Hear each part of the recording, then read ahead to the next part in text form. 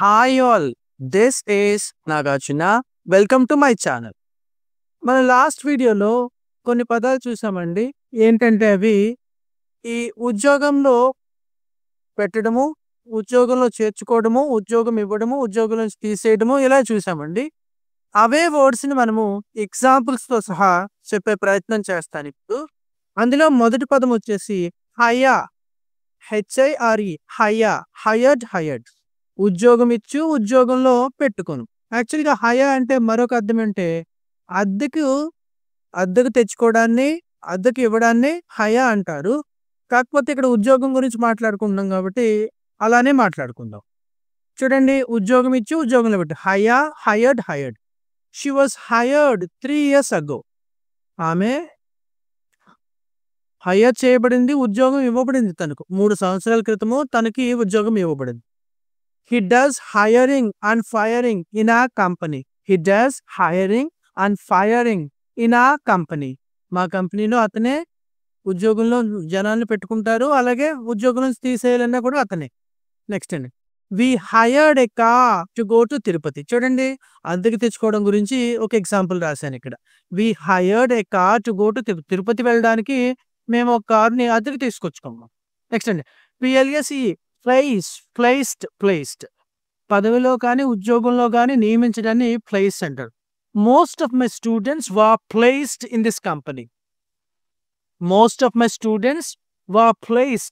This company. చాలా మంది విద్యార్థులు, నా విద్యార్థులు చాలా వరకు ఇందులో ప్లేస్ చేయబడ్డారు, ఉద్యోగంలో నియమింపబడ్డారు ఈ కంపెనీలో. నెక్స్ట్ అండి, పోస్టెడ్. రైట్. యాక్చువల్గా ఆల్రెడీ ఉద్యోగం ఉందండి, వేరే చోటుకు అతనికి పోస్టింగ్ ఇచ్చారు. అలాంటి సందర్భంలో ఉపయోగిస్తారు ఈ పదాన్ని సాధారణంగా.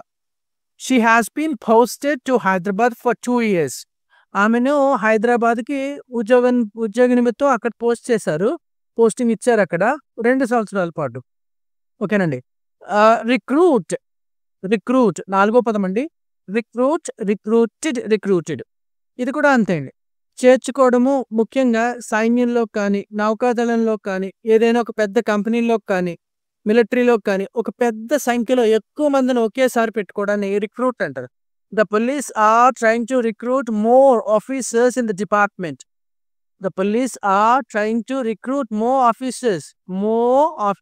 It's not more, it's a more officers in the department. ఓకేనా? పోలీస్ వాళ్ళు ఎక్కువ మందిని నియమించుకోవడానికి ప్రయత్నం చేస్తున్నారు డిపార్ట్మెంట్లో.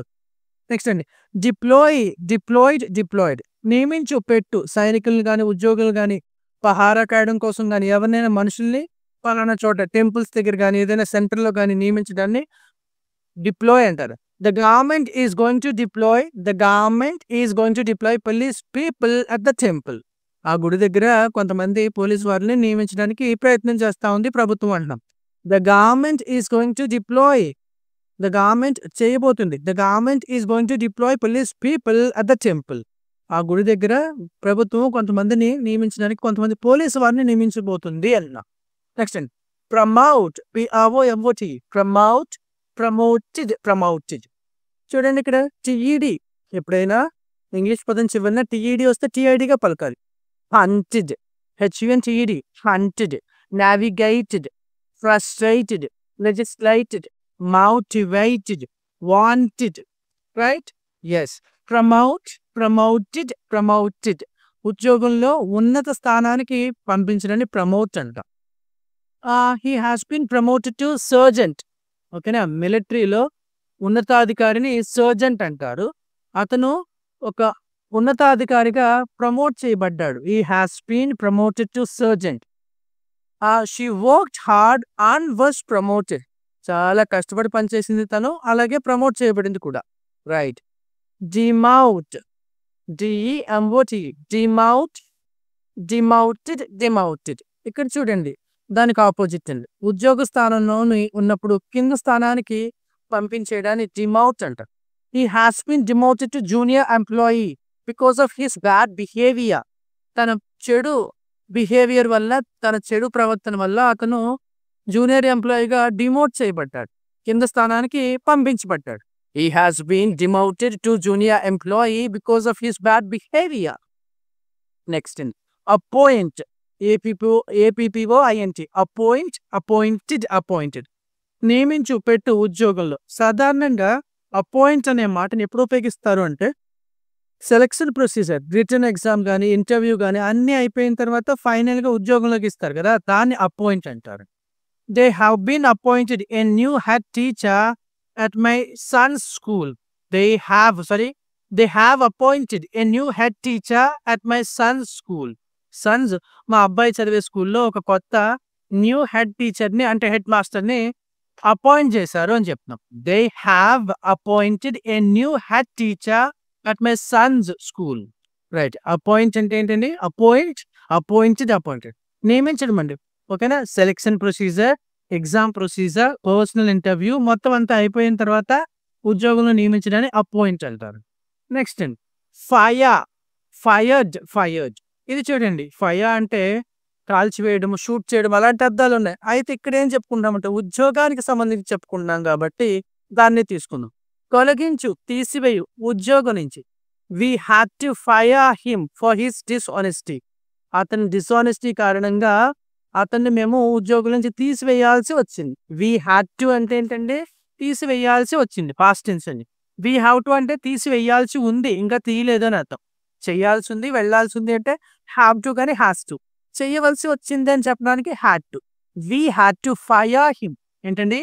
ఇంకొకసారి, we had to fire him for his dishonesty. తన డిస్ఆనెస్టీ కారణంగా అతన్ని మేము ఉద్యోగం నుంచి తీసివేయాల్సి వచ్చింది. Next SACK sacked. SACKED sacked. ఎలా చెప్పాలండి? సాక్డ్ కాదండి. ఎప్పుడైనా సాక్ అన్నప్పుడు చివరిని ఎండింగ్ చూడండి, కా శబ్దం వస్తుంది. Cook, look, book. Cook, cooked. Looked. Liked. చూడండి, ఇలా కా శబ్దంతో వచ్చినప్పుడు తర్వాత చేర్చే ఈడీని కానీ ఐఈడీని కానీ డీని కానీ తాలా చెప్పాలి. For example TALK talked. ASK asked అనకూడదు. సాక్డ్. తీసివేయు, తొలగించు, బర్తరఫ్ చేయు ఉద్యోగం నుంచి. Right. She was sacked for refusing to work on Sundays. She was sacked for refusing to work on Sundays. ఆదివారం పూట పనిచేయడానికి నిరాకరించింది, దానివల్ల ఆమె ఉద్యోగం నుంచి తీసివేయబడింది. That is the meaning here. Next అండి ఓస్ట్. యాక్చువల్లీ ఔస్ట్. తొలగించు, బహిష్కరించు, వెళ్ళగొట్టు ఉద్యోగం నుంచి. ఏదైనా ఉద్యోగం నుంచి కానీ పదవి నుంచి కానీ ఇంకొకరిని మళ్ళీ ఎన్నుకునేందుకు గాను ఊస్ట్ అంటారు. ఓకేనా? వీళ్ళని తీసేసి వేరే వాళ్ళని పెట్టడం కోసం తీసేస్తారు దీన్ని, అప్పుడే మనం ఊస్ట్ అంటాం. He was ఔస్టెడ్ as a chairman. ఏంటండి ఇక్కడ ఏంటండి? హీ వాస్ ఔస్టెడ్ యాజ్ చైర్మన్ గా అతను తొలగింపబడ్డాడు. నెక్స్ట్ అండి 12వ పదం చూడండి, డిస్మిస్డ్. చూడండి, డిస్మిస్డ్. ఉద్యోగం నుంచి తప్పు చేసినప్పుడు కానీ తొలగించేస్తారు కదా, అలాంటి సందర్భంలో ఈ మాటను ఉపయోగిస్తారు. ఉద్యోగం నుంచి తొలగించు. She was unfairly dismissed from her job. ఓకేనా? అన్యాయంగా తన్ని ఉద్యోగం నుంచి తీసివేశారంటండి. రైట్. డిస్మిస్డ్. వేరే అర్థాలు కూడా ఉన్నాయి. డిస్మిస్ అంటే కొట్టి పారేయడం అండి. The case was dismissed in the local court. ఆ లోకల్ కోర్టులో కేసు కొట్టివేయబడింది. ఆ సందర్భం కూడా ఉందండి. సో ఇక్కడ మనం ఉద్యోగం గురించి చూస్తున్నాం కాబట్టి ఈ సందర్భమే మనం గుర్తుపెట్టుకుందాం. డిస్మిస్డ్. ఇకపోతే ఇక్కడ ప్రొనౌన్సియేషన్ వచ్చేసి సాతో ఎండ్ అయిందండి, తర్వాత వచ్చి ఈడీని తాలా చెప్పాలి. కిస్డ్. ఫేస్డ్. అనౌన్స్డ్. చూడండి, అలానే డిస్మిస్డ్ ఇలా చెప్పకూడదు. డిస్మిస్డ్, కిస్డ్, ఫేస్డ్ అలా ఫేస్డ్ కాదు. Right. She was dismissed. She was unfairly dismissed from her job.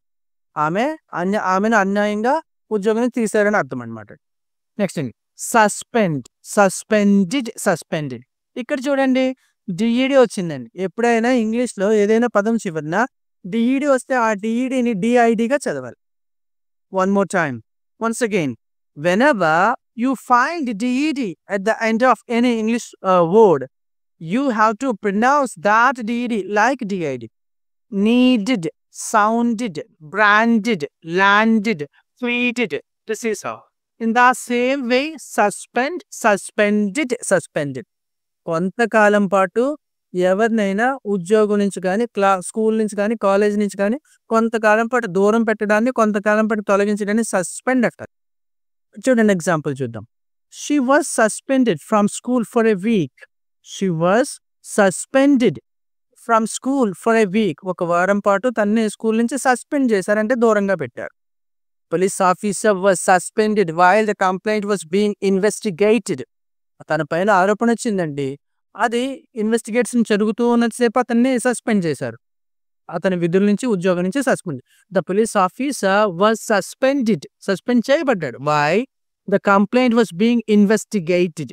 Right, this is called a suspend. దానికి తర్వాతి పదం టర్మినేట్ ఉంది కదండి, దాన్ని వదిలిపెడదాము. నెక్స్ట్ ఇంకో చూద్దాం. రస్టికేట్, ఇంచుమించుగా సస్పెండ్ లాంటిది. రస్టికేట్, రస్టికేటెడ్, రస్టికేటెడ్. రస్టికేట్ అంటే ముఖ్యంగా యూనివర్సిటీలో కేంబ్రిడ్జ్, ఆక్స్ఫోర్డ్, ఇలాంటి ఆంధ్ర యూనివర్సిటీ, ఇలాంటి పెద్ద పెద్ద యూనివర్సిటీలో స్టూడెంట్స్ని వాళ్ళ యొక్క బిహేవియర్ వల్ల కానీ, ఏదైనా తప్పు వల్ల కానీ కొంతకాలం పాటు దూరంగా పెడతారు కాలేజీ నుంచి. అలా పెట్టడాన్ని రస్టికేట్ అంటారు. చూడండి ఇక్కడ ఎగ్జాంపుల్ చూడండి. He was rusticated from university for a term after being caught cheating on an exam. What it is? He was rusticated from university for a term. ఒక టర్మ్ మొత్తం అతన్ని రస్టికేట్ చేయబడ్డాడు అతను.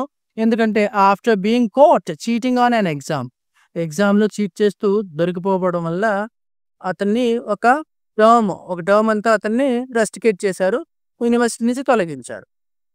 ఇక్కడ చూడండి రెండో ఎగ్జాంపుల్ మీకు బాగా అర్థమవుతుందేమో.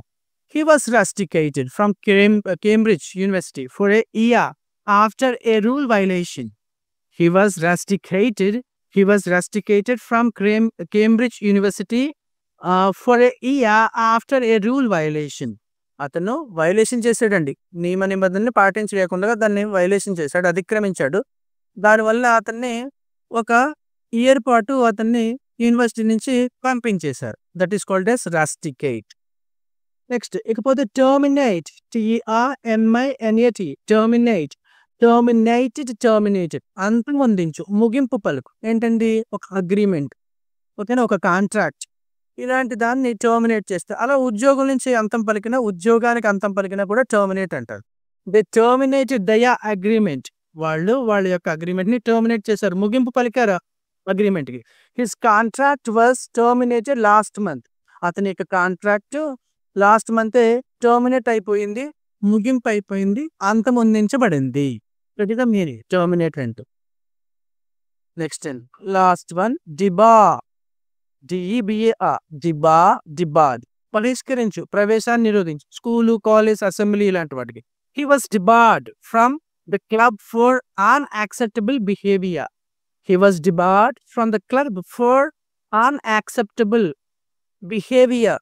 ఓకేనండి, అతను తన చెడు ప్రవర్తన కారణంగా అతను డిబార్ చేయబడ్డాడంటండి, బహిష్కరించబడ్డాడట. ఓకేనా? ఇలా ఎగ్జాంపుల్స్తో నేర్చుకుంటేనే మనకు పూర్తిగా ఒక వర్డ్స్ చాలా మందికి తెలుస్తాయి, మీనింగ్స్ తెలిస్తే సరిపోదు, అది సెంటెన్స్లో పెట్టడం రావాలి. దాని ద్వారా మనం కంప్లీట్గా భాషను నేర్చుకోవచ్చు. అర్థం చేసుకోవాలన్నా, మాట్లాడాలన్నా వర్డ్స్ ఎలా ఉపయోగించాలో తెలియాలి. గ్రామర్ తెలియకపోయినా, కాస్త గ్రామర్లో వెనకపాటు ఉన్నా పర్వాలేదు, కానీ వర్డ్స్ మాత్రం యూసేజ్ తెలిస్తే మనమే తొందరగా నేర్చుకోగలుగుతాము. ఎవరైతే వర్డ్స్ని త్వరగా నేర్చుకోగలుగుతారో, ఎవరైతే వాటిని సెంటెన్స్లో పెట్టగలుగుతారో వాళ్ళు చాలా తొందరగా భాష మాట్లాడడం కానీ, అర్థం చేసుకోవడం కానీ చాలా తొందరగా జరుగుతుంది. Thank you so much watching my video here. If you like my content, please subscribe my channel. If you have any comments, you can say your comment to the comment section. Thank you so much.